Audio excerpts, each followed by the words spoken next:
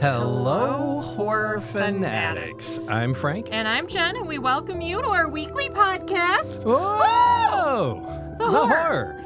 Thank you for joining us as we dive deep into all things horror, supernatural, scary, and downright creepy. If you like what you hear, rate, review, and subscribe or follow to add us to your regular rotation of podcasts. You can also submit any ideas, comments, and suggestions to our email address at oth@seriouslydecent.com. You can go to our website, ohthehorrorpodcast.com. Connect to the previous episodes we've had the last couple of years. Connect to social media links. Connect to your favorite podcast platform. You can do those things. Yeah, we're spread out all over the place. We are. Yeah. And if we're not somewhere where you'd like us to be, let us know. Let us know, and Sure. we'll try and get ourselves there. No, we'll make it happen. Most certainly. Yeah. Cool. How was your week?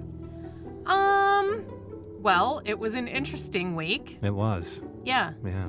Yeah. You saved the house on your birthday. I mean, I figured it's the least I could do. Yeah. Because, Yeah. mortgages and all, and Man. Yeah. We dodged a huge bullet. we Huge. did, but now in retrospect, looking back. Oh, retrospect's a whole different thing. Yeah, I'm like, I'm saying in the now. yeah, there were definitely signs. So we had a, I can't say we had a septic problem because we live in we take had advantage a of village sewer line issue. village amenities, but we had a sewer line issue.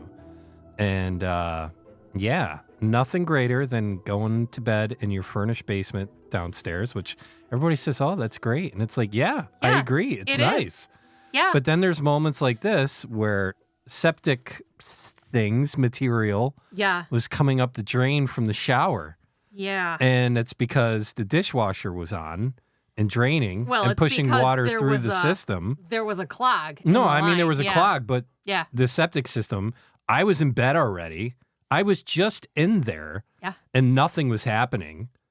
And then you go in before bed into the bathroom there and you blow the lid on the whole thing. And nothing like at 9:15, realizing I got to go to Walmart and get some equipment, some stuff. Yeah.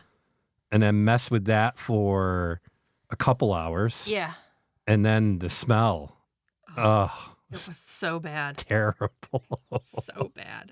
Open windows and just like getting through it. But then we had the existing appointment with the plumber for a different issue. Completely different. And had that appointment set like days before. Yeah. And he shows up. Great guy. Yeah. Shout out to Steve. Yeah. And it's just unbelievable. He's like, your lines, it's like you got to do the snaking and the jetting and the camera and all that stuff. Yeah. And I was like, all right, when do we do that? He's like, now. We do this now. I was like, oh, okay. He's like, I'm going to go back to the shop, get what I need, and take care of you. Came back with another guy, the big van. Yeah. No. I had a work call, and I started with one plumber. I now have two plumbers. Yeah. And I work in a renovation department, and my boss is like, oh, that's not good. Yeah. So to everybody, he's like, well, at least you're not having a day like Jenn with two plumbers. Man.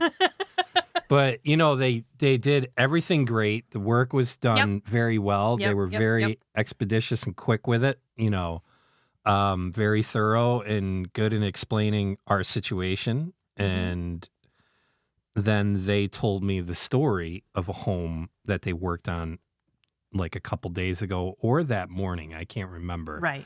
I don't think it was that morning because they would have taken higher priority over us. Yeah. But they had a similar thing, but they left the toilet running in their house. Yeah. And the toilet was running for a long time. Like they never, ever replaced it. They just let it run. And then what happened was the line got blocked up and all that water that was running from the toilet was bringing it all back up. And it was the whole basement that was covered with septic. And then the worst part is their insurance won't cover it because that's considered maintenance. Mm-hmm. So if you're listening to this and you live in the U.S., yes, specifically the state of New York, yes, if you have a sewer line or a septic line and that backs up and messes up your whole basement or whatever, that's likely not to be covered because you weren't keeping maintenance on a whatever time period to keep your lines in order. Yeah. And then I got to hear the renters bitch about how expensive their rent is. Mm-hmm. Sorry, folks. Yeah. You know, you got it easy, and that's what you pay for. Yeah. You pay for the privilege that you don't have to worry about any of this crap. Nope. Anytime, anywhere. And then when it breaks, you call one number for everything. Right. You don't have to track an electrician down. You don't have to track a plumber down. You don't have to track an HVAC guy. Nope, none of that. You call 1-800-COME-FIX-IT. Yep. And 1-800-COME-FIX-IT comes and fixes it. You call 1-800-LANDLORD and they address it. Mm-hmm. Drives me nuts to hear renters complain. It's like, no. You know, it's that's what you get for not wanting equity. You know, it's a simple math thing, but we're not here for math. We're not. We're not here for math at all. We are here or for sewer, or septic, or plumbing. We or are here for but I just wanted to give you huge props, which I've been giving you huge props, but I wanted to do it here. You saved the house, and I thank you from the bottom, the top, the width of my heart and soul.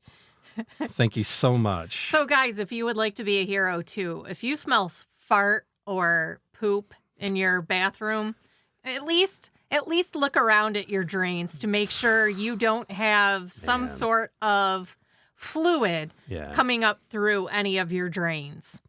Word. Yeah. Yeah. All right. And now I'll tell you, boy, those drains. Oh, yeah. Man, I told you when I took a shower, I heard like the gurgle of the drains. I was like, oh, so that's what it's supposed to. That's what it's supposed to sound like. Okay, then that. We've been here 5 years. Our drain has never sounded like that. Yeah. And even in our other house, the drain never sounded like that. Well, the other house is an old house, but this one's. No, this house isn't newer. Anywhere near as old as the house we were in before. A good 50 years at least.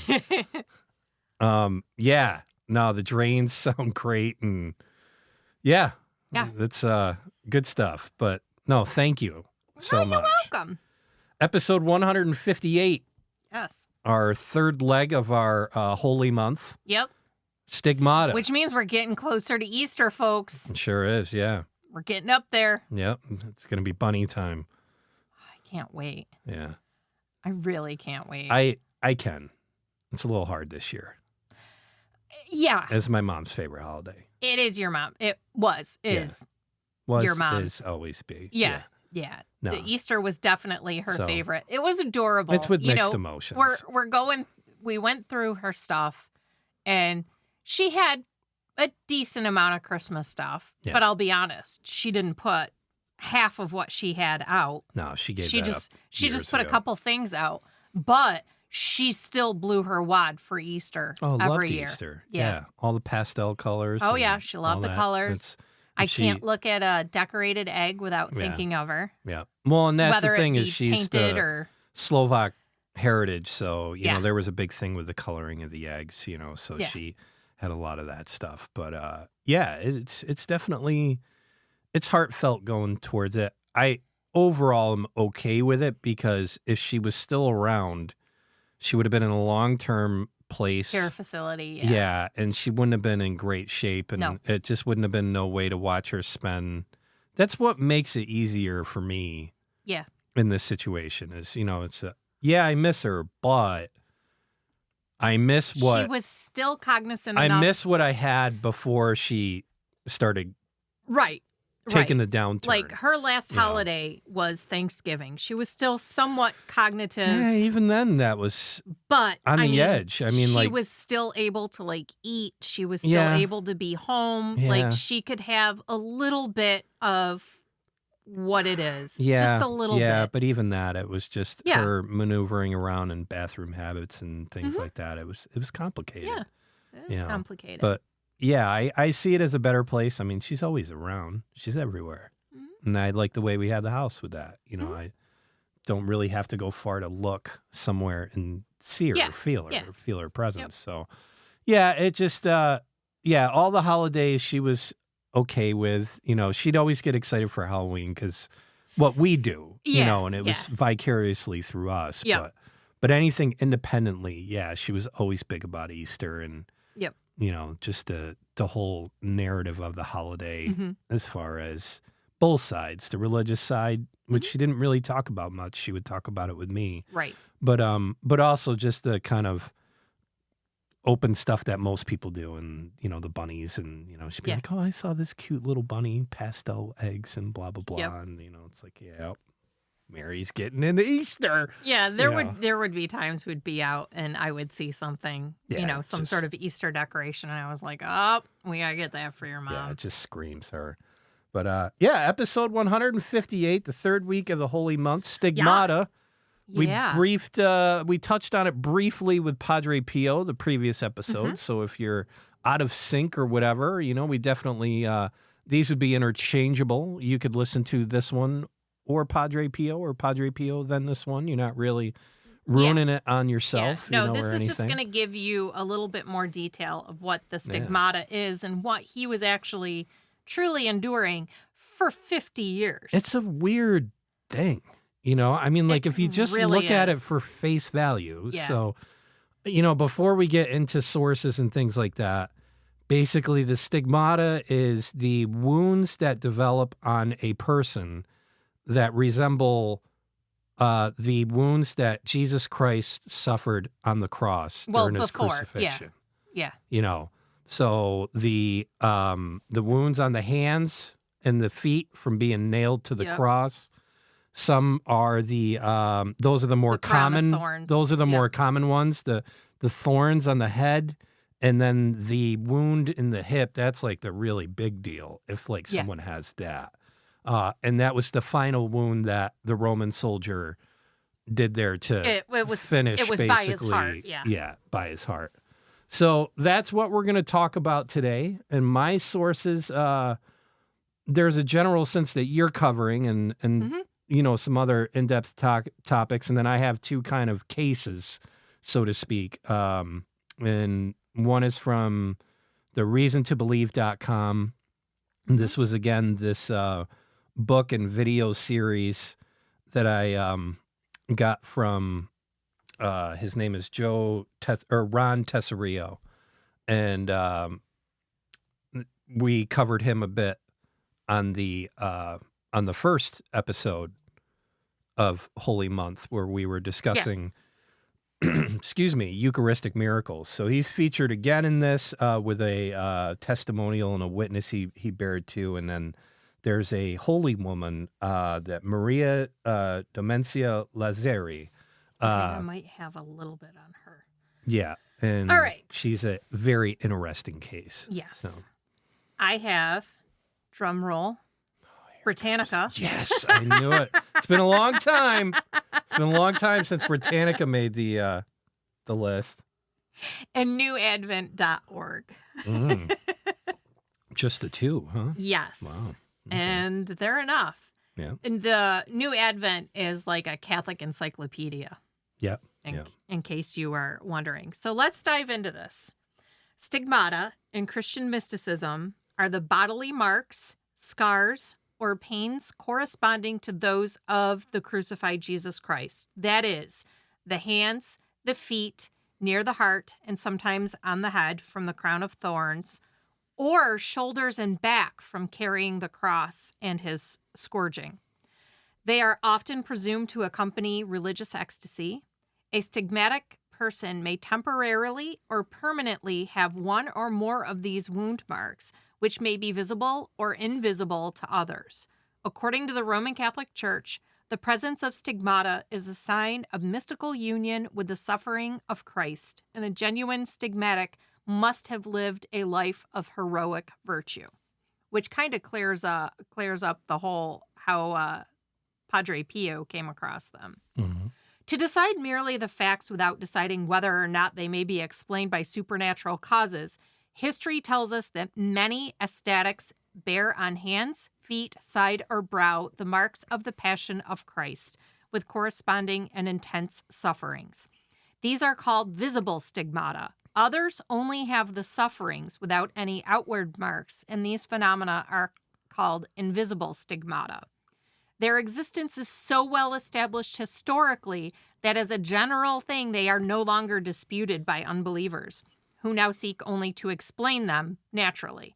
Thus, a free-thinking physician, Dr. Dumas, professor of religious psychology at the Sorbonne, clearly admits the facts, Revue des Deux Mondes, May 1st, 1907, as does Dr. Pierre Genet, Bulletin de l'Institut Psychologique International, Paris, July 1901. St. Catherine of Siena at first had visible stigmata, but through humility she asked that they might be made invisible, and her prayer was heard. This was also the case with St. Catherine de' Ricci, a Florentine Dominican of the 16th century, and with several other stigmatics.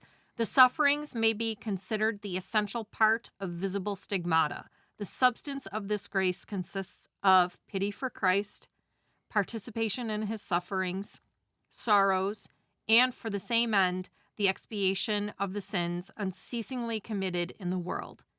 If the sufferings were absent, the wounds would be but an empty symbol, theatrical representation, if you will, conducing to pride. If the stigmata really come from God, it would be unworthy of his wisdom to participate in such futility and to do so by a miracle. So in other words, they're saying that there would be no point for God to just issue out the wounds of Jesus just willy-nilly. Yeah. Another thing to note, too, is there are a lot of saints who experience the stigmata. Yeah, we'll get into that. Or the mystical wounding, but none of them, including St. Francis of Assisi, were canonized because of the wounds. Right. So that's a thing that, people wonder with sainthood and things like that. It's always this larger piece of, we went through it a bit with Padre Pio, how they become a saint and become canonized and whatnot.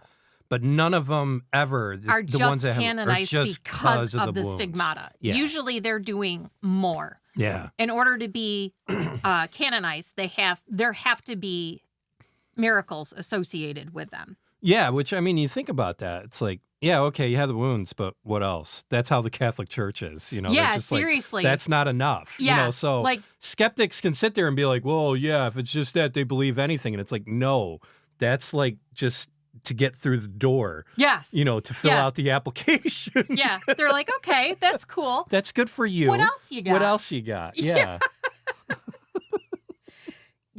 Yeah.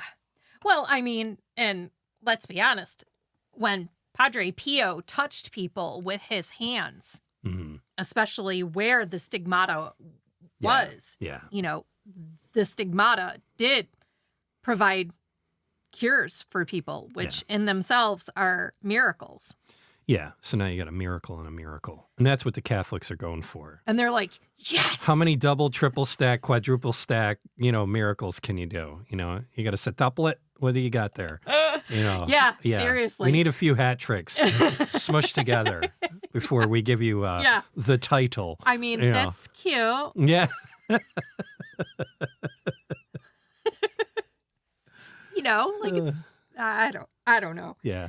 So this trial is far from being the only one which the saints have to endure. Mm-hmm. The life of stigmatics, says Dr. Imbert, is but a long series of sorrows which arise from the divine malady of the stigmata and the end only in death. It seems historically certain that ecstatics alone bear the stigmata. Moreover, they have visions which correspond to their role of co-sufferers, beholding from time to time the blood-stained scenes of the Passion. With many stigmatics, these apparitions were periodical. Example, St. Catherine de' Ricci, whose ecstasies of the Passion began when she was 20, in 1542. And the bull of her canonization states that for 12 years they recurred with minute regularity. The ecstasy lasted exactly 28 hours from Thursday noon till Friday afternoon at 4 o'clock. So essentially, she's reliving Jesus's last day. Yeah, it's generally the common. The only interruption being for the saint to receive Holy Communion. That's the only time that the vision stopped. Mm-hmm. Catherine conversed aloud as if enacting a drama. This drama was divided into about 17 scenes. On coming out of the ecstasy, the saint's limbs were covered with wounds produced by whips, cords, etc. So she was embodying and living out in her person the whole passion. Jesus's passion, his last days. Dr. Imbert has attempted to count the number of stigmatics with the following result. 1. None are known prior to the 13th century. The first mentioned is, as you stated, St. Francis of Assisi, in whom the stigmata were of a character never seen subsequently. In the wounds of feet and hands were excrescences of flesh representing nails. Those on one side having round back heads, those on the other having rather long points, which bent back and grasped the skin. The saint's humility could not prevent a great many of his brethren beholding with their own eyes the existence of these wonderful wounds during his lifetime as well as after his death. The fact is attested by a number of contemporary historians, and the Feast of the Stigmata of St. Francis is kept on September 17th. Yeah, and you wonder, I guess there's got to be a first recorded thing for everything, and this being one of them. But ones that had the wound, say before that, would you just be going out telling people, or would you let people know, especially in that period of time? We've done a lot of episodes on stuff in that pre-1300 time period. It's entirely possible. And people were not really cool about stuff. Yeah, it's entirely possible that they secluded themselves and they sheltered themselves it's some away. Sort of hermitage or something like that, being a hermit. Yeah. That I buy 100%. a lot. Yeah. And there's these stories that you hear of saints where they were a hermit out in, the woods or cave or whatever. And you wonder what that was. Because, you are talking, I don't like to talk smack about people of that era, pre-1300s, because, I think there were a lot of smart people. I was kind of talking about that with the pyramids, a couple episodes ago, where it's I don't like the whole alien technology thing building pyramids, because I think it takes away at how smart people could have been to pull that off, and but there were also a lot of things drove on fear, especially things they couldn't explain. Yeah. And you didn't have modern medicine back then. You didn't really have kind of science in a big regard, like the actual process of science, of ruling things out and testing things, and the testing methodology of science. And I could see where, I know if I had the wounds back then, I think I'd be a little willy-nilly of, if I got them today, I would be apprehensive to show, because, boy, what a freaking blender you're churning up there. Yeah, seriously. Number 2. Dr. Imbert counts 321 stigmatics in whom there is every reason to believe in a divine action, meaning these were supernatural. He believes that others would be found by consulting the libraries of Germany, Spain, and Italy, and in his list there are 41 men.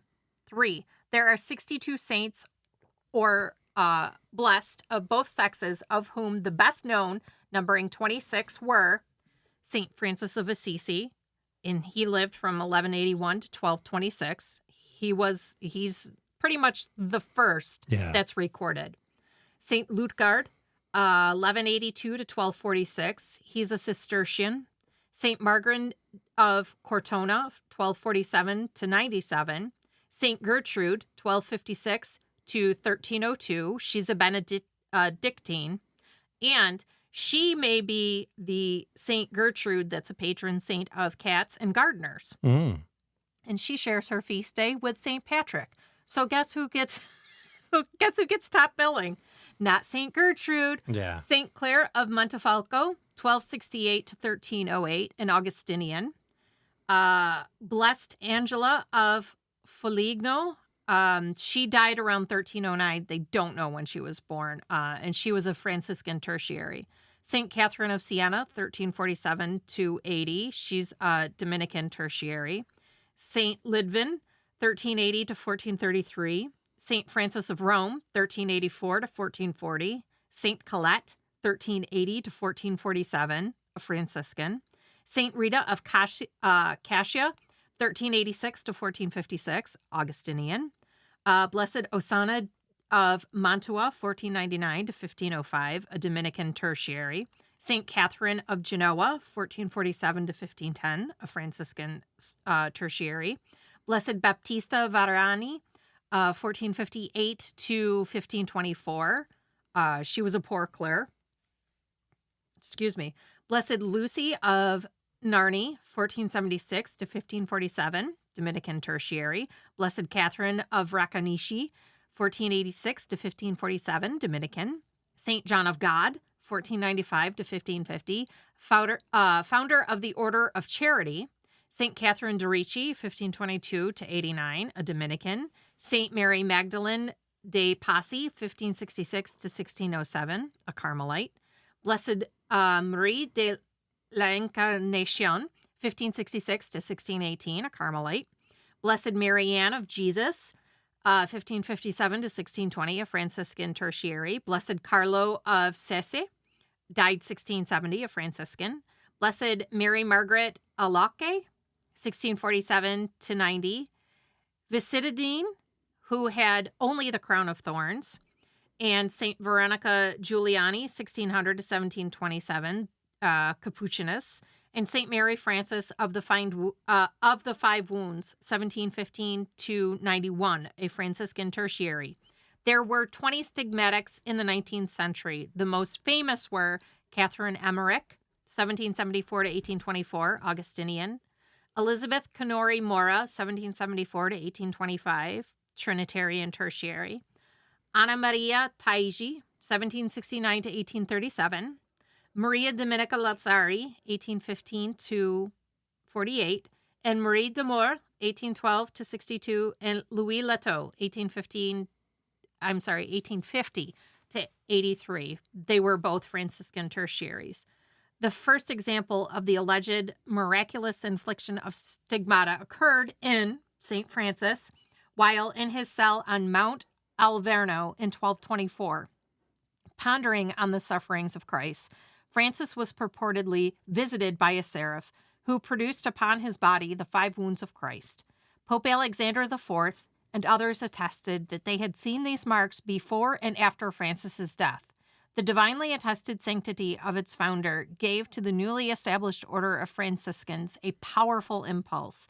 In the next century, the same alleged wonder occurred to a Dominican sister, Catherine Benincasa, better known as St. Catherine of Siena. Her biographer implied that she was subject to hysteroepileptic attacks, during one of which, at the age of 23, she received her first stigmata. From the 14th to the 20th century, more than 300 persons were identified as having been stigmatized. More than 60 were declared saints or the blessed in the Roman Catholic Church. Famous among these are St. Padre Pio, St. Faustina Kowalska, St. Rita of Cascia, and Therese Neumann. Of these, Marie de Morel spent her life at Caltern, Tyrol, 1812 to 68. At the age of 20, she became an ecstatic, and ecstasy was her habitual condition for the remaining 35 years of her life. She emerged from it only at the command, sometimes only mental, of the Franciscan who was her director, and to attend to the affairs of her house, which sheltered a large family. Her ordinary attitude was kneeling on her bed with hands crossed on her breast, and an expression of countenance which deeply impressed spectators. At 22, she received the stigmata. On Thursday evening and Friday, these stigmata shed very clear blood, drop by drop, becoming dry on the other days. Thousands of persons saw Marie de Morel, among them Gorez, who described his visit in his Mystic II, Wiseman and Lord Shrewsbury, who wrote a defense of the ecstatic in his letters published by the Morning Herald in the Tablet. Louise Luteau spent her life in the village of Bois de Han, Belgium. The graces she received were disputed even by some Catholics, who, as a general thing, relied on incomplete or erroneous information, as has been established by canon theory. Examen de ce concerne Boydain. Abandoned by most of the inhabitants. At 16, she devoted herself to nursing the cholera victims of her parish, who were abandoned by most of the inhabitants. Within a month, she nursed 10, buried them, and in more than one instance bore them to the cemetery. At 18, she became an ecstatic and stigmatic, which did not prevent her supporting her family by working as a seamstress. Numerous physicians witnessed her painful Friday ecstasies and established the fact that for 12 years she took no nourishment save weekly communion. For drink, she was satisfied with 3 or 4 glasses of water a week. She never slept, but passed her nights in contemplation and prayer, kneeling at the foot of her bed. The facts having been set forth, it remains to state the explanations that have been offered. Some psychologists, both Catholics and freethinkers, have maintained that the wounds might be produced in a purely natural manner by the sole action of the imagination coupled with lively emotions. So they just thought about it and willed it into being. The person being keenly impressed by the sufferings of the Savior and penetrated by a great love, this preoccupation acts on him or her physically, reproducing the wounds of Christ. This would in no way diminish his or her merit in accepting the trial, but the immediate cause of the phenomena would not be supernatural. And I'm going to take a hard stop here for a second. Sure. Because they're essentially saying that just because they love and adore and have a compassion for Jesus and his sufferings, that's enough to create holes in their hands and their feet, on their crown, around their head, and a lance mark above their heart. Just by thinking it, willing it into being. So if you were to talk to me 10 years ago. Yes. When I was... Not Frank now. Not today's Frank. Right. 10 years ago, Frank. Yeah, that's the scientific response. That's the psychological response, is that you can manufacture this by thought. Okay. That's the skeptic's angle. Right. Basically, that these wounds happen one of 2 ways. One, they do them themselves. Yes. They inflict it on themselves. Yep. And then the other ones are, they did it by thought. Yep.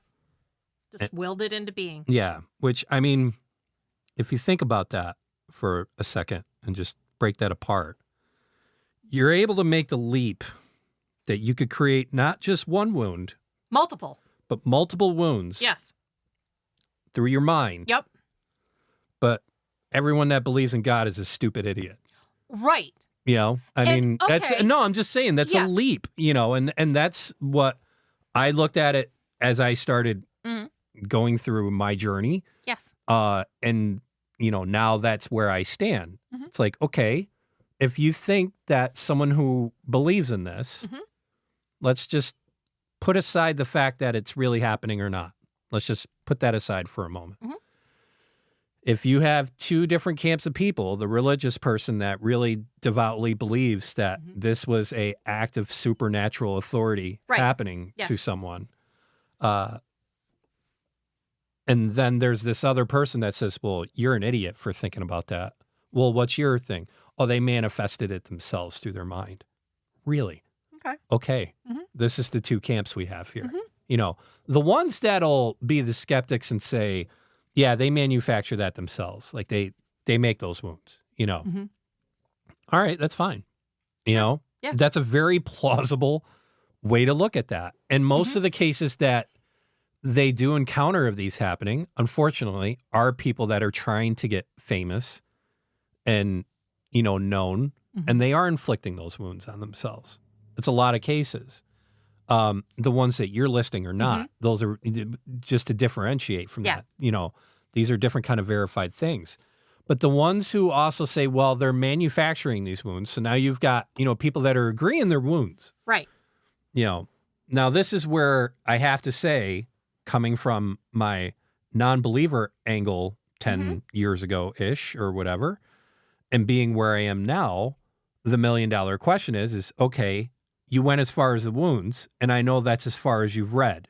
Right. Because what you didn't read is that these wounds disappear just as fast as they arrive. Correct. How does that happen? If you're agreeing the wound exists, and you're agreeing that has been created, and you say, okay, well, they, even if they manifested it, right? Let's go both routes. So how did they? Manifest it to disappear and heal? Yeah.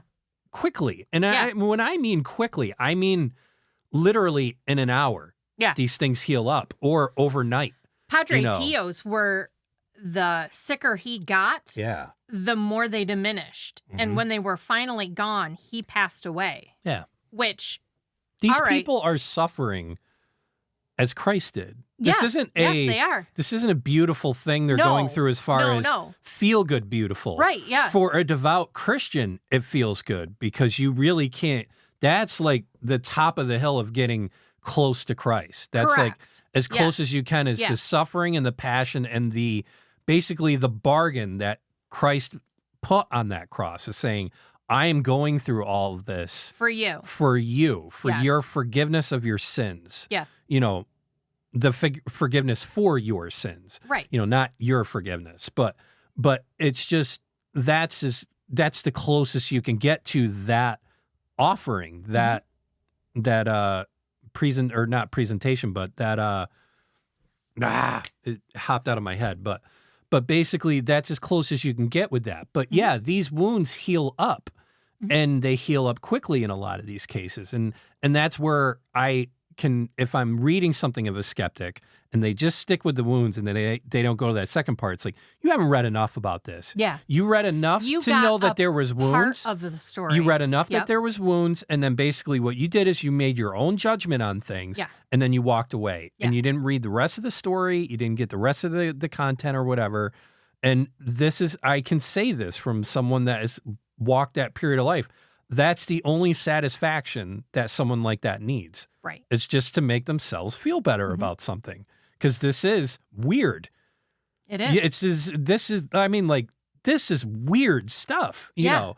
And the more stories you get into, and the more you read about saints, and the more you read of this affecting people, it's not just the wounds. The wounds is kind of like the gateway drug into it. Then you read the life of the person. Yeah. And that's, like Padre Pio was an example of that. But that whole list you just rattled off of how many names was that?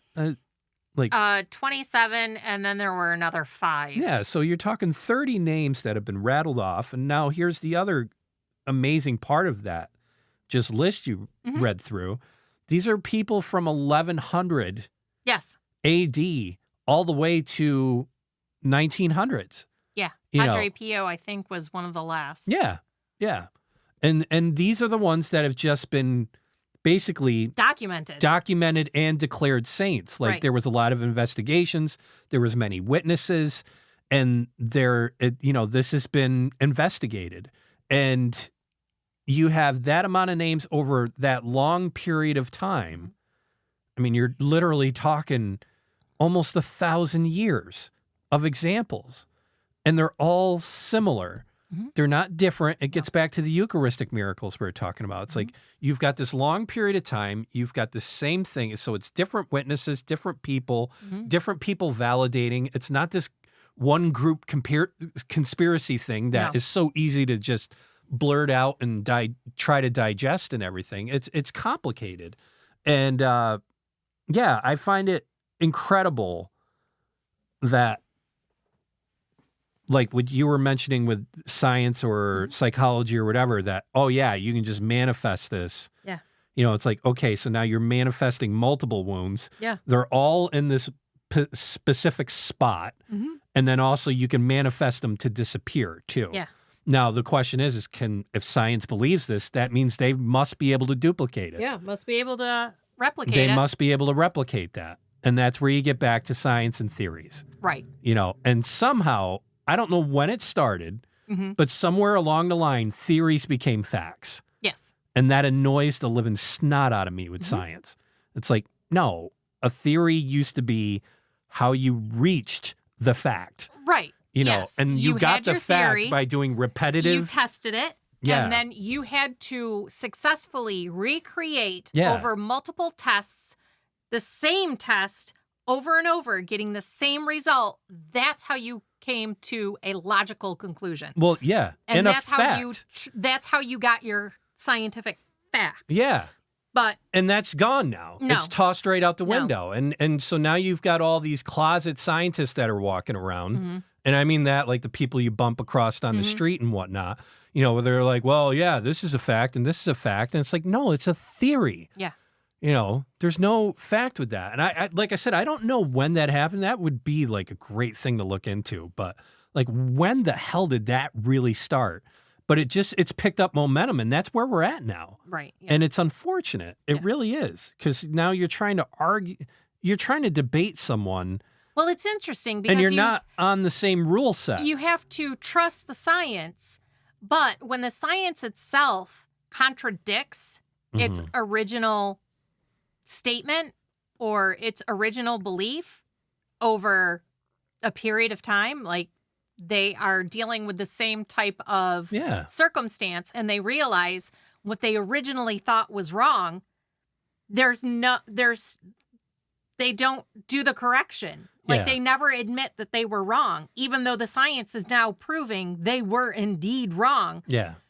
But you have to trust the science, unless the science is inconvenient for you. Yeah. Then you don't have to trust the science. No, Then you exactly. just have to agree with the science that agrees with what your little believey is, or your little comfort zone. This is why feelings are dangerous. Yes. You know, I mean, Yes. I'm not saying you got to be a heartless asshole for the rest of your life, but you have to detach your feelings from certain things. Yes. And you have to be, and that's where this is another thing I laugh about with skeptics and non-believers and things, is they think that the Catholic leadership, like the Pope and the Vatican and all that they've been this organized organization that's been just synergized for the last 1,000 years. And it's like, no, every single Pope, everybody's got an axe to grind with. Yeah. The politicization in the Vatican is insane. Yeah. There's this structure. There is a power structure there. I'm not denying that.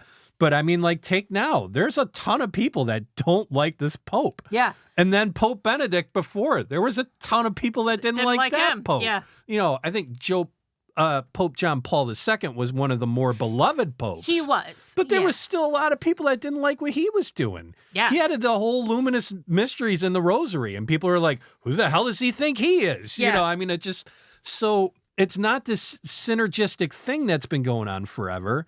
And that's where I look at the examples that you listed there. This is over 1,000 years, and it's consistent. Yeah. You know, so even all these different regime changes, quote unquote, that were going through the Vatican and all that stuff, they all had the ability to just look and say, all right, we'll put aside our differences and how we think marriage should be, or what interpretation of the sacraments and scriptures are. But this right here, you know, they're looking at the evidence. Yeah. They're going through it. It's repeatable, you know, and I think, it's amazing the obvious that's like right in front of your face that you don't want to see. Right. Until you start seeing it.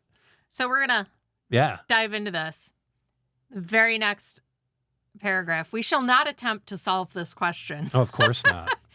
Physiological science does not appear to be far enough advanced to admit a definite solution, and the writer of this article adopts the intermediate position, which seems to him unassailable, that of showing that the arguments in favor of natural explanations are illusory. So in other words, they're taking the stance that these people it's not divine, they're creating it themselves. Same thing with the Eucharistic miracles. Yeah, they are sometimes arbitrary hypotheses being equivalent to mere assertions, sometimes arguments based exaggerated or misinterpreted facts. So in other words, they twist their ankle jumping to their conclusions. But if the progress of medical sciences and psychophysiology should present serious objections, it must be remembered that neither religion or mysticism is dependent on the solution of these questions, and that in the processes of canonization, stigmata do not count as incontestable miracles. Like you were saying, the stigmata is not enough. No. It's just one of the check marks. It's just one of the things that these people have. Yeah, yeah. No one has ever claimed that imagination could produce wounds in a normal subject. It is true that this faculty can act slightly on the body, as Benedict XIV said. It may accelerate or retard the nerve currents, but there's no instance of its action on the tissues, meaning no one has been able to do that, create this. Yeah. On their own person.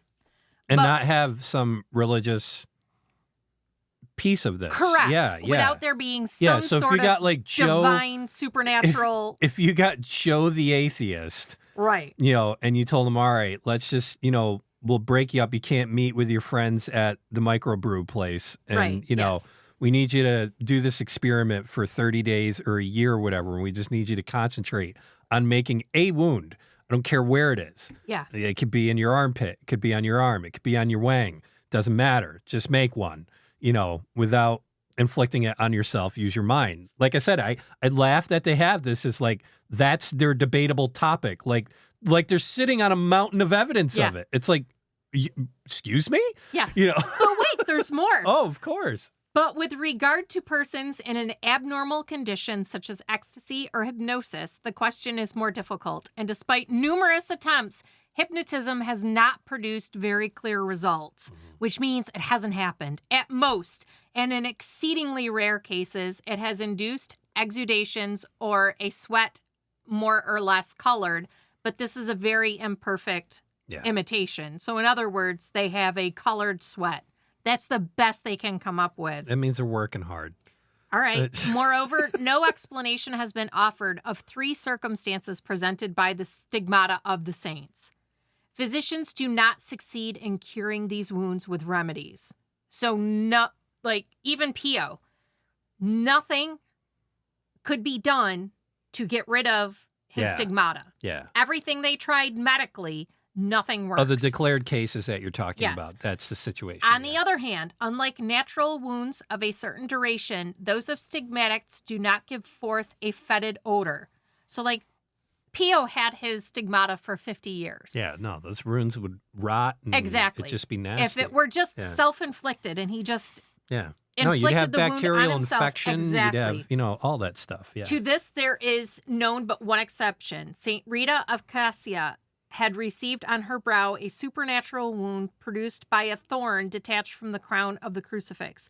Though this emitted an unbearable odor, there was never any suppuration or morbid alteration of the tissues. So while she had the smell, she didn't get gangrene. It didn't leave her disfigured.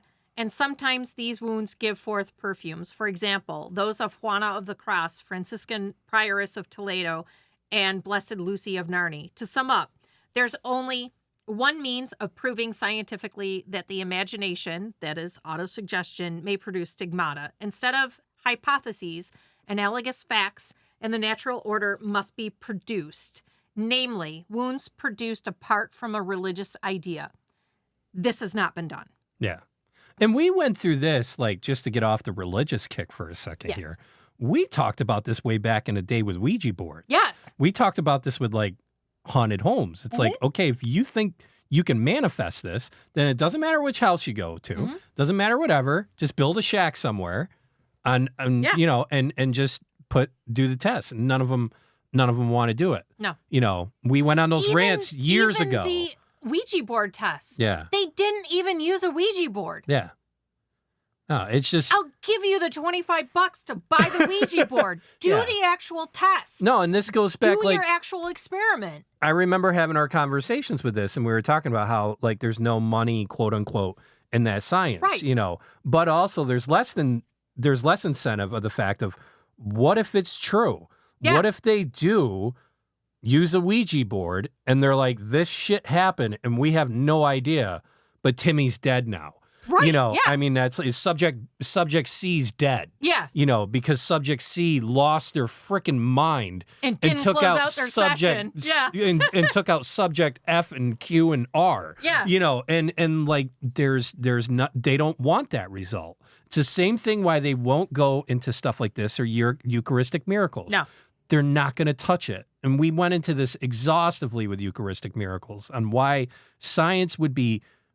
It's not in science interest to go after this. No. Because then there's more questions. Yes. And there's more of science saying, yeah, we don't know, but more so just a teaser of that episode if you haven't listened to it. You're wrong about evolution. Yeah. And that's, I mean, science stands on evolution. Yes. You know, and the thing is Eucharistic miracles punch evolution right out of the statement. Darwin himself said that's all it takes is one instance of life being created out of nothing.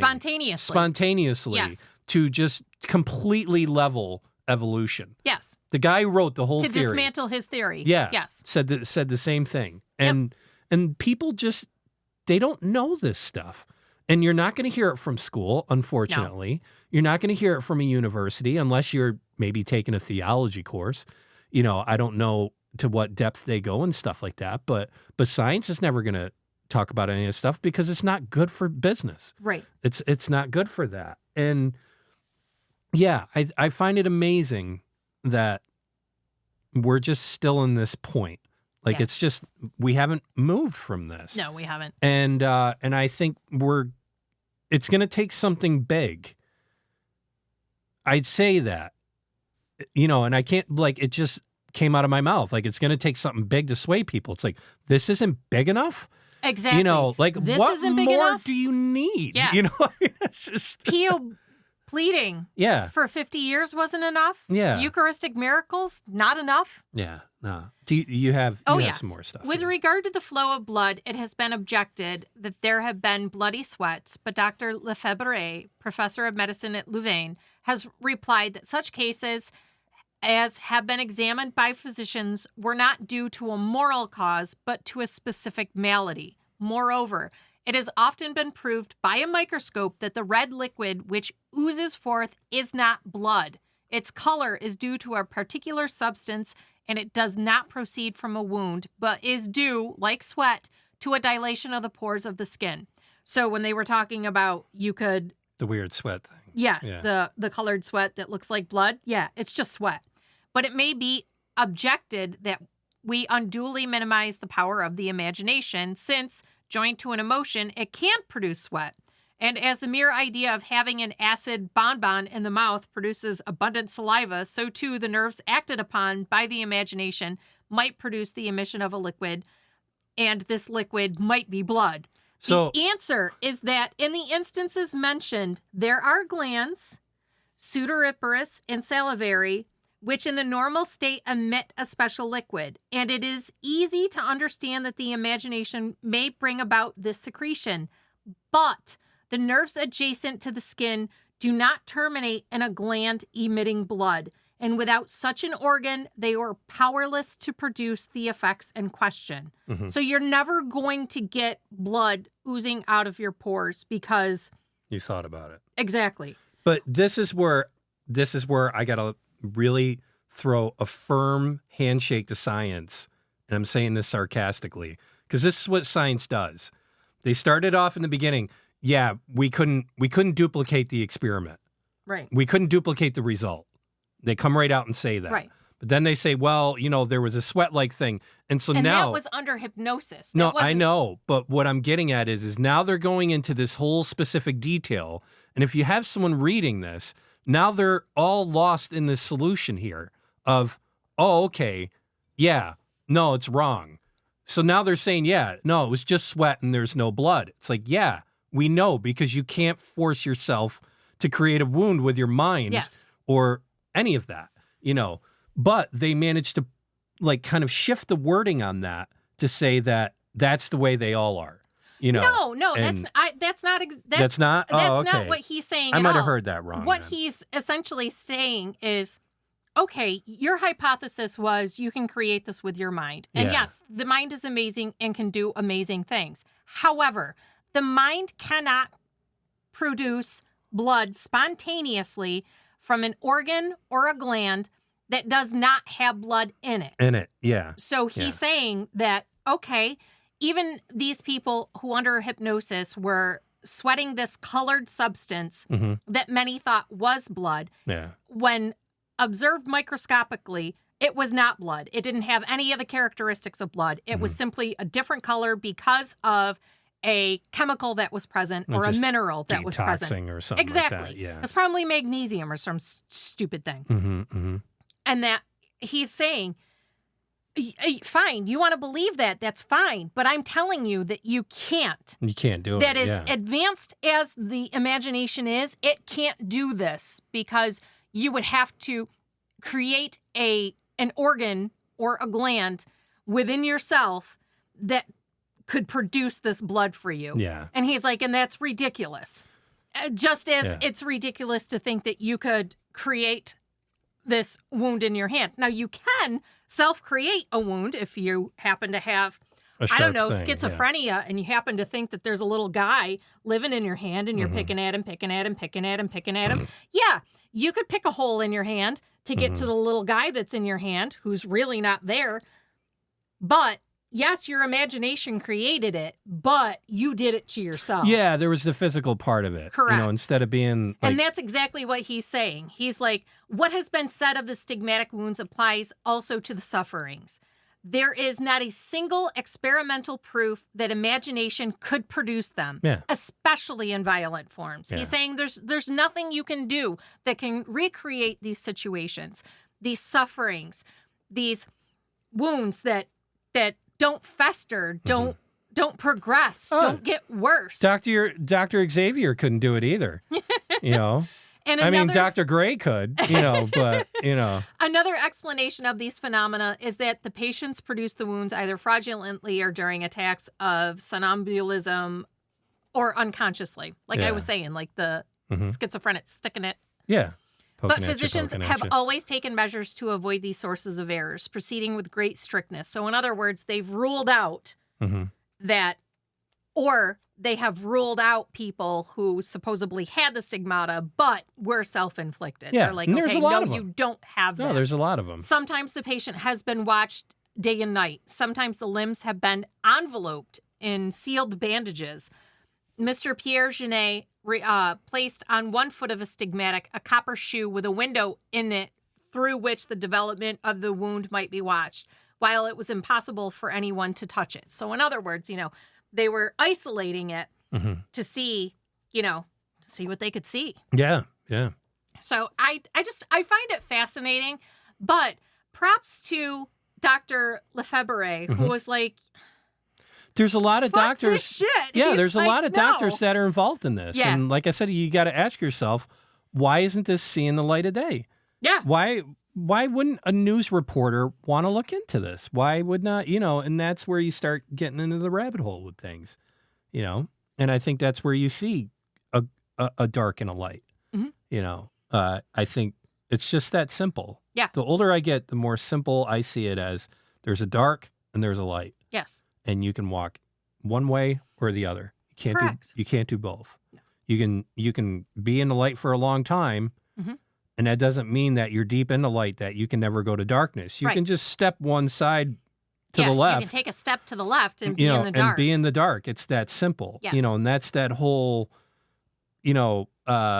basically freedom of making your own decisions. The endorsement of free will. Yeah. Your free will, but it's exercise, to that. And, there's always people that say, especially around devoutly people and stuff like that, oh, well, it just must be so easy to believe in all that stuff. And it's like, no, it's hard. It's hard to justify being in this mode of spiritual consolation when there's desolation right around the corner. And sometimes you could be doing all the right things and you're going to go through that. You're going to go through a terrible experience, but it's the faith that you have that pulls you through the experience. That you're going to be okay in that experience. It might not take you where you want to go. You might not end up where you wanted to be, but that faith of believing, that's hard stuff. It is. That is real hard stuff. It's some of the hardest stuff you could do. What I found interesting in this subject here is there is one example of a lay person, because the examples you gave, these were all people that were... They were blessed or saints. Yeah, they were blessed or saints. And blessed is like a step before saint. Yeah. So essentially these people didn't have miracles associated with them. They had, or they might have a miracle associated with them. But you have to have two or more to be a saint. But these are all practicing people of the faith, and most of them are some sort of clergy of some kind. So this one example in Bolivia, and her name is Katia Rivas, but also known as Catalina Rivas. And basically this attorney that I spoke about in the Eucharistic Miracles, Ron Tesorillo, went over to Bolivia before he even got into Eucharistic Miracles. He was actually searching. There's this plaster statue of Christ out there. And it's the weeping statue. The weeping statue that wept tears and shed blood. And he went and did these investigations on it. It's pretty phenomenal with the statue because they actually put it through like a CAT scan, and they found out that there was no way there could be something like internally. There's not a bladder inside There's not of a bladder. It. There's not even room for one. It's just like this solid thing. And then again, they take the samples of the blood, and it's blood. And I'm not going to get into that too much in depth because it's a separate topic of its own right. But in that same time he's going through that, and this was before he saw the Eucharistic miracle, he met this woman, and she appeared to have, the wounds on the hands, feet, and forehead similar to those that believe that were suffered by Christ in his crucifixion, the stigmata. Another interesting thing with this woman is she's never read the Bible at the time, and she did not complete high school education. She basically has written, without theological error, hundreds of these pages of profound theological teachings and biblical commentaries, which she says are dictated to her by Christ. And it's this form, a lot of people understand it more as what's called automatic writing, where she'll just write and write and write and write. Right. And she writes these just incredible theological teachings. I haven't read any of them. I don't know much about it. So whether this is factual or not, I'm not 100% certain. But there was an Australian television journalist that Ron was neighbors with, and his name was Mike Willisey, and he was retired, and he was telling Mike, he's like, you need to come out and see this. And Mike was like, look, he's like, I've done a zillion of these things. They're all frauds. Right. Every single one of them are all frauds, and he goes, well, I think there's something a little different with this one. Can you please check it out? And I think he like offered to pay his trip out there and all that stuff, and so they went out there, and he ended up doing a like a primetime special, I think on like Fox or something like that. And it was called Signs from God, Science Tests of Faith, or something about that title. And it was broadcast through the United States in 1999 and subsequently in a number of other countries. And basically, he said, when I first presented my research, he's like, I remain skeptical with all this. And he's like, these things can't happen. They don't happen. But in 1998, he accepted the suggestion of Ron to go and check it out. And basically, they went to Bolivia in 1998 in July. He went back in Holy Week of April 1999, brought with him his own film crew to record the story. He was hoping that Katia would have the Stigmata on Good Friday of that week. That's what they were hoping to do. And that he'd be able to film it.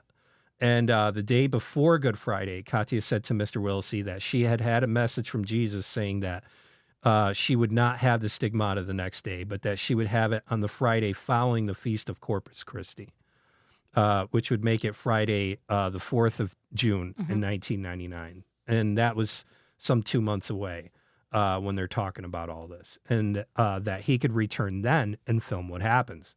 So he returns on the 3rd of June, and they were given unrestricted freedom to film, they claim.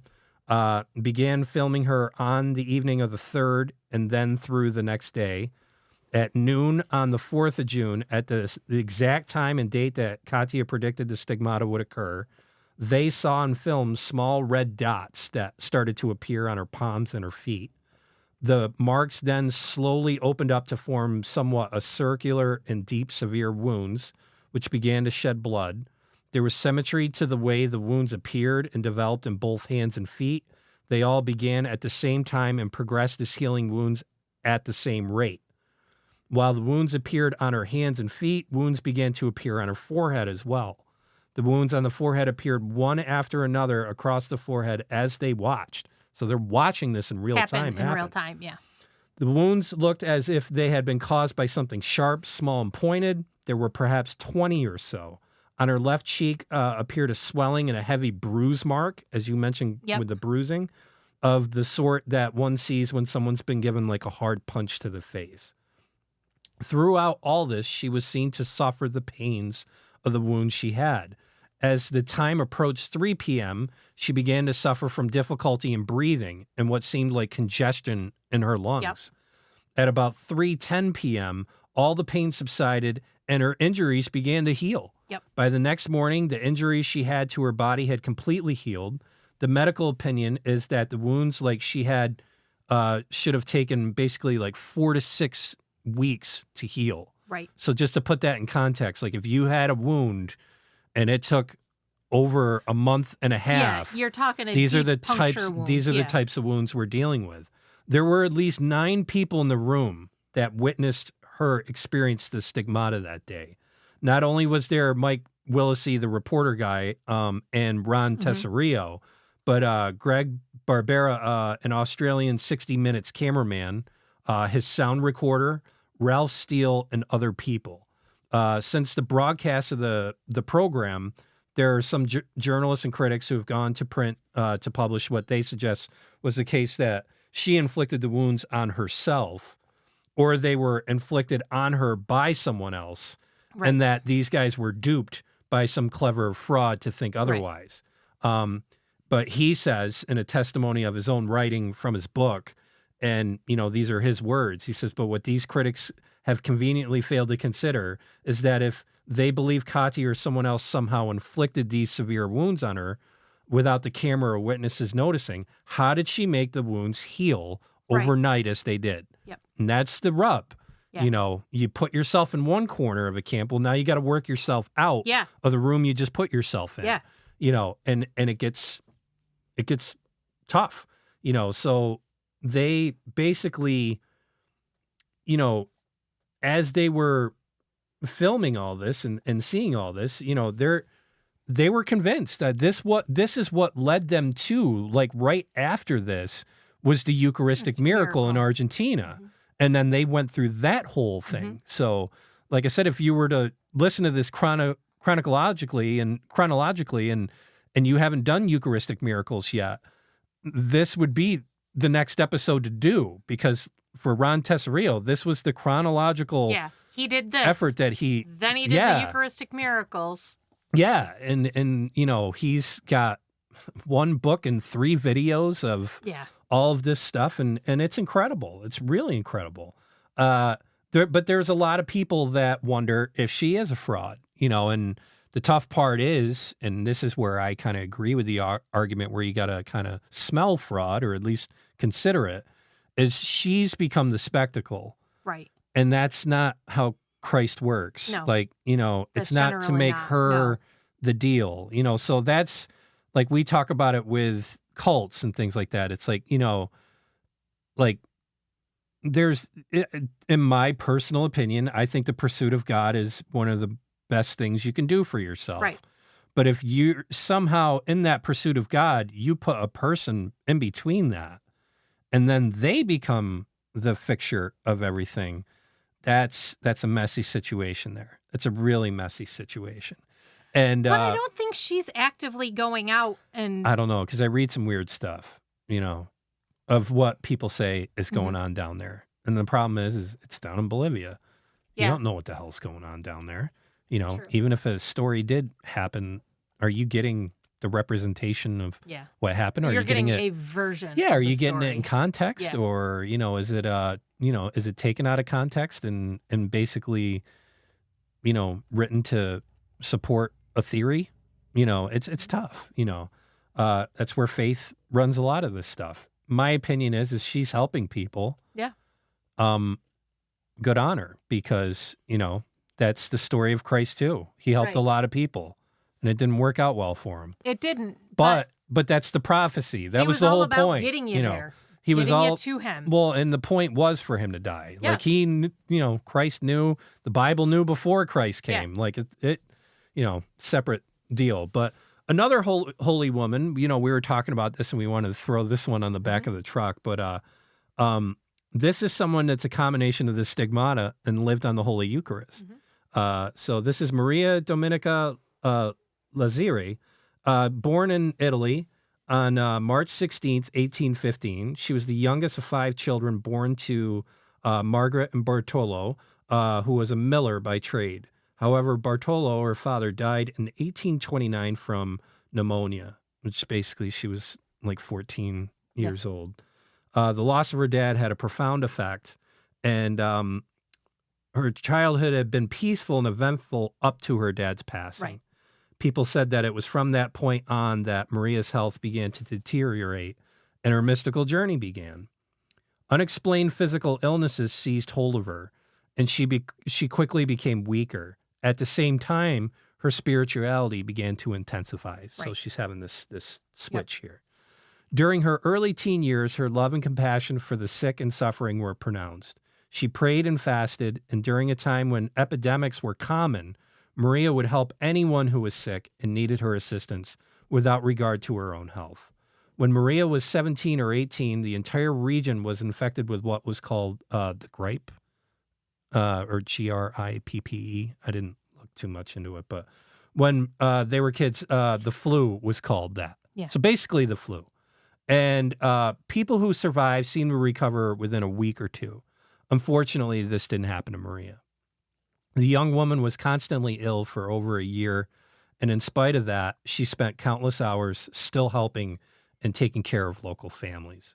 She had a love for reading about the lives of saints.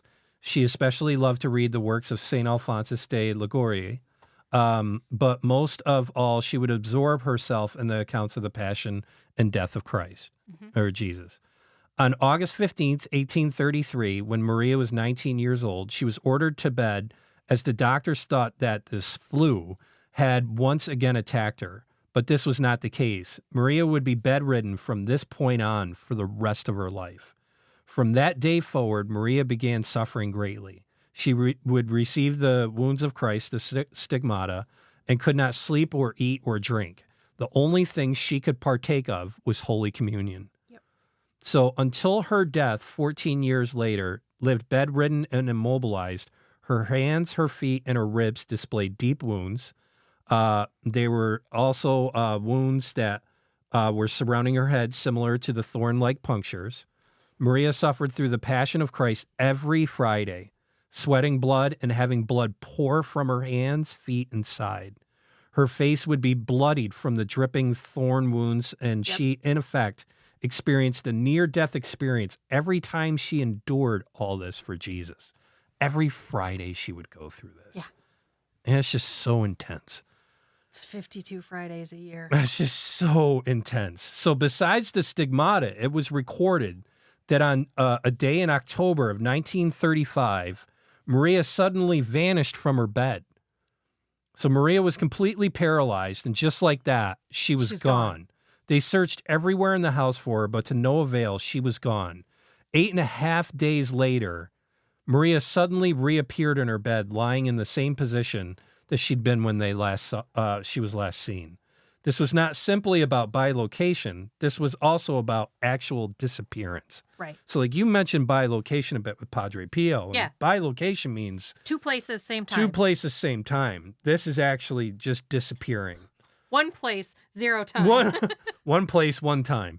You know, her pastor recorded that Maria had been transported by angels over vast spaces filled with mountains and valleys, and she was claiming that she visited her sister Stigmatas and named their names, Yep. you know, with all, you know, claiming that with God, all things are possible. So according to physician reports, Yep. this woman ate nothing for the last 14 years of her life. Her only ingested sustenance was the Holy Eucharist. Correct. Just the Body and blood of Christ. Body and blood of Christ once a day at Mass. That's it. And files were lost or misplaced during World War II that pertain to Maria's cause for sainthood, because that was going through the process there. So they put the process on hold, but much has since been recovered. And in 1995, her cause and case was again opened, and she's been declared a servant of God, and the cause for her heroic virtue is being examined. Right. So yeah, it's crazy. They just need 2 miracles associated to her. Well, and that's what I wanted to get to you earlier. Saint. This is why I wanted to put this on the trailer. That's not enough. Yes. You know, like, I mean, all the things. Everything she went through. She lived on the body of Christ for 14 years. She had went the wounds through the of the Passion of the She disappeared. every Friday. You know, disappeared for 8 days. Yeah, and it's not enough. Nope. They need more. Yep. You know, and so this is where you've got to take saints seriously. I guess, yeah. I mean, when a saint is declared, there is a whole just docket of examples and evidence and experiences that have occurred, you know, and we're going to get definitely into more depth of that process on our topic next week that closes out Holy Week. Yes, we're going to discuss Lourdes. Yes, yes. And if you don't know what this is, buckle up. It's a very holy place in France where most of the healing miracles, I think, that have ever been recorded are in this one spot. Yes. And that's, again, we're going to explain that process of how miracles are declared. Yeah. So this has been kind of a walking thing in from the waiting pool into the deep end, where we talked about miracles such as Eucharistic miracles. We talked about Padre Pio and how, you know, he had this amazing existence and this mysterious existence and was declared a saint. We've gone through now this piece of the Stigmata, just a portion of what these saints go through. Right. And so now we're going to get into, you know, this was the physical stuff of things that were happening to him. And this next and last segment of this portion of Holy Month, we're getting into this holy location and how the church actually validates that miracles take place. Right. And I think you're going to be very surprised that it's not just, oh, okay, this happened. Right. It's far from it. And we're very excited to get into that. And we're very excited if you hung through with us on this month, because I know it's definitely a derailment of what we normally talk about. But again, as we mentioned before, for us, this is very interesting things. Yes. We love this kind of stuff. And, you know, if it becomes a trending thing, we'll pursue with it. But if not, we'll stick with it through the Holy Month, you know. And before we close out, I shared an article in the Facebook group about Bobby Mackey's Music World. Yeah. And we did Bobby Mackey's Music World. He was he and his location were the topic of discussion in the first week of July last year. So in season 3, we discussed Bobby Mackey's Music World, where you came for the ghosts, but you stayed for the music. They are demolishing the existing structure and they're going to rebuild. And a question was posed in the Facebook group about it was whether... a good question. you think that hauntings are associated to a place or if they're tied to the land. And I had stated that I think an argument could be made for both, but it should be noted that, you can have nothing on a piece of land where great tragedy occurred and you can build a brand new house and all of a sudden you have things happening in that house where there was nothing. It's not like there was a house there and a murder happened. There was nothing there previously, but now you've got weird things happening in your brand new house. So I think... So that was episode 132. Yes. That was July 3rd of 2023 last year. That was our music month of July, because this is my birthday month. It's your birthday month. Yeah. Even though I can't stand that birthday months. But anyhow, I remember seeing it. I think we both shared it. I did like the dialogue that went on your post. Yeah. Of, does that stay or does that go? I think it would be hysterical that they spend all this money because it's going to cost a lot, one, to demo it, and two, to then rebuild. And if they go through all of that. Yeah, and it's still haunted. And it's still freaking haunted. Yeah. I mean, I think there's a lot of factors there. It depends what they put there. Yeah. It depends what kind of, things happen in a place like that. It's weird. I remember starting this podcast and I wasn't a big thing on ghosts, and I have to say I still am. I mean, I think a lot of it is self-prescribed. I'm not saying you're putting it purely out of your mind like a wound on your body, but I think if you open a door to things and give things permission, I think, if you're giving something permission to exist, it can exist. I am still in the same spot as I was 4 years ago. Well, it's funny on a topic like that. Because I listened to a podcast called The Exorcist Files with Father Carlos Martins. Yeah. It's a good podcast, actually. And Father was witness to a miracle. He's traveling. He's the relic priest. Yeah. So he's the keeper of the relics. And he currently has a relic of St. Francis. Nope. It was St. Jude. He had a relic of St. Jude. And he had, when he was out and about, he experienced a miracle with this relic. And he was doing a Q&A, and one of the questions was, being a Catholic priest, does he believe in ghosts? And, what does he think it is? And he said, well, it's interesting that you bring that up. He goes, because I do believe that there are energies and presences, and he thinks that they are one of two things. They are either, I'm not going to call him a vengeful spirit, but it's a spirit that, as he put it, still has work to do to work off their penances in purgatory. Yeah. Or they're demons.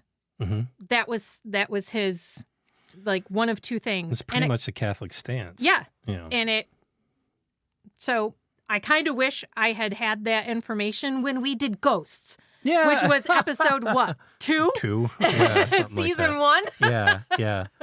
No, there's purgatory is a weird subject, we have it as one of the things to do as a future episode. Yeah, it would probably be next year. But but it's just, because there's this thing from these people like Sister Faustina or Saint Faustina, when she was a kid and her and her siblings encountered Mary, Mary basically said that, there was a relative of hers that didn't make it to heaven because she was asking. And Mary told her she's not in heaven, but she's in a good place and she's happy, and that's basically purgatory, and the whole kind of purgatory thing, if people don't know, and the shorthand of it it's this place that you're in preparation to go to heaven, Right. but you depend on the prayers of others to get you there. into heaven. Yeah. Yes. So I guess the $1 million question is what physical effect do you have on campaigning for those prayers and things like that? And it makes you wonder, at least it makes me wonder, because you hear some of these things that are old spirits that are punching through, and you wonder, because I mentioned it either last episode or the previous one about, sitting there watching my mom pass away and having this realization that like over 100 years ago, nobody's even going to know the most famous person, like they just won't care. So like if you get to a point where you're forgotten, literally, is that your way of being able to reach out to someone to get prayers for you and get to that? It's an entertaining concept, an entertaining angle. I think, especially being exposed to some recent things that I've been exposed to with people having experiences in their homes, I don't know. I think the more and more, I think it's more of the dark stuff. It just, when people are like, well, it's just a child or it's just this woman or whatever, it's like, yeah, maybe no, until you give her permission. Yeah. That's how it starts. Because you're not going to. That's how it started. I've said how it started all along. I said it before, it's like you're not going to give a horned beast permission to hang out at your house. No. But the little cute kid that, or the little baby voice or whatever, you're okay with that. It's like, I'm sorry, if I'm going to try to destroy God, I'm not going to just be this stupid about it. I'm going to be pretty. If your whole point is to get in, like even a vampire isn't going to come to you in its vampiric form. It's going to come to you as the humble human, just simply asking. Well, and if you look at it from a dark and light perspective, the whole point of the devil and hell and all that, hell is the resting place of the devil and the fallen angels, and the whole point of that, the whole point of their existence is to basically convince you that God's not real. Right. So you watch all of this haunted stuff. Yeah. You watch all these things with ghosts. And what does it do? It pushes people away from the idea of God, that God is even real. And the moment you start feeling God has failed you, or you fail God, or you don't deserve God, man, that's the devil playing right in your hands, because that's exactly what they want. They don't want you to think that this is real. No. So now the big question is again, like with the whole science bit and all that, why don't they want to look into this? Why would it, what's the crime in going in that direction of faith, the scriptures, all that stuff, and somebody will read off like one passage, one verse or two verses. It's like, great. You just listed off 6 words of a 5,000 page document, that's been written over spans of time. So the nitpicking stuff, it's there, but even as we mentioned, there's priests that have done terrible things, and that just shows that this opposition has no boundaries. It can get anywhere. Yeah. As long as you let it in. Yep. And if you let it in, and that's where, you start looking at these old slingers of slogans like, it's a slippery slope, it is. Or that's the gateway thing. Yeah. It literally is, it's a phenomenal topic, and I hope we can keep track of that somehow with Mackey's Music World and like that site and like what it ends up being, and we'll do our best to check up on that, and I'm sure some of our fans will as well, because there's obviously interest in it. Yeah. And we'll follow that out to see what it becomes, what the new building is and what they're doing there, and I wanted to go for the ghosts and stay for the music. Well, kind of bummed. Yeah. What if it becomes a music studio? I think he is going to rebuild the bar, and he's going to rebuild it. Yeah, I didn't read the specifics of it, but I kind of did. Yeah. He essentially is going to he's going to knock down what's there, and they're going to rebuild start over. The honky tonk. Yeah. Okay. Essentially. Yeah, all right. Because that's what he does. That's where his band plays. Well, then we can still go there when they open the new one. Maybe we can get some grand opening thing or something like that. All right. Yeah. All right. Well, with that being said, we'll go over to rule number 1. No Ouija boards. No. Number 2. I'm going to do a caveat for Ouija boards. Unless you're buying it for science for them to do the actual experiment. And then you're just giving it to them and it's their problem. Number 3. 2 is no dolls. 3 is no capes. Mm-hmm. Which I did say that to Dean the other day. Yeah. 4, no blood rituals. Yeah. Is he still in here? He is. Oh, yeah, he is. Deep into sleep. Yeah. Yeah, he's out. Yes. Next rule. No cults, satanic or otherwise. Yeah, yeah. Man, boy, do we, as a people, love cults. People love their idols. I guess. Period. It's just their idols, and they're desperate to be a part of something. It really, it's... okay. We're going to hard stop for a second. We did talk about the Way Down and Remnant Fellowship in Tennessee. And Gwen Shamblin. Mm-hmm. And she made an awful lot of bold claims. Oh, yeah. And essentially stated that she and her inner circle were the most faithful of the faithful. Yeah. And that nothing terrible could happen to them, even though she had a grandchild that died of sudden infant death syndrome. Mm-hmm. And they died in a plane crash. And they're still just going on like nothing happened. The fact that they died, this was 7 key members of the church head, die in a plane crash, which is supposed to be impossible based on her preachings, her own teachings, and you're still all in, like nothing happened. That's the thing that gets me. It's the cognitive dissonance stuff, and that's where cognitive dissonance is real. It's like with Scientology, with L. Ron Hubbard. And you had people that were working on the Sea Org, and they're working on the ship, and he is sick as sick can get. Yeah. And he's taking all these drugs and medications and all that stuff. And he's preaching something that if you do this, if you're not going to get these steps. If you do this, you're not going to get sick. You can't get sick. Yeah. And you don't need medicines. And yet this is the one who's gone higher than everyone else. Yes. He's the inventor of all this stuff. And it's cognitive dissonance though. And that's the crazy part is like, even with L. Ron Hubbard, like the woman who like went in and saw that and they were asking like, well, why didn't you leave? And she was just like, where am I going to go? What am I going to do? This is my life. This is everything. Yep. And I also have to deny that all this stuff that I think is wrong, I still want to believe that this is right. Yep. And that's the huge thing there. And so now that want to believe or want that you're a part of something big or the want that you're doing something right now is more important than the actual thing you are going for. Because the thing you're going for is false. It's not real. But no, it's the thing you want. It's that level of attainment. Everybody likes their little stickers on the fridge, and their accomplishments and, achievements. Everybody loves it. I don't care who you are.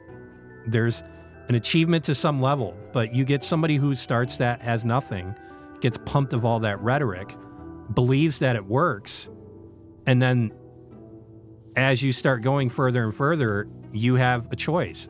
You can either say, yes, this isn't right, I'm leaving, or you double down. That's the 2 options. And so that's what you get with what you're talking about with the Way Down, is you have the double downers. Yeah. And it's in everything. Yep. It's in Scientology, it's the Way Down, it's political parties, it's sports teams, it's, it's theories and science. Next rule. No apathy. You need to act to help enact positive change in this world. Yeah, definitely. Next rule. Don't engage with black-eyed entities. No. None of them. Entities, period. Yeah. How about just don't engage with entities? Yeah. Black-eyed or otherwise. Yeah. Last but not least. Just listen. Yeah. Oh, he's awake. Yeah. I know there's just one more rule. I heard the rules. There's just one rule. It's listen. And then they close out. And then we're done. And then I get a biscuit. So with that being said, we will not delay Dean's suffering any longer. No. Nor yours. Have an amazing day, a lovely week. And make good choices. Take care.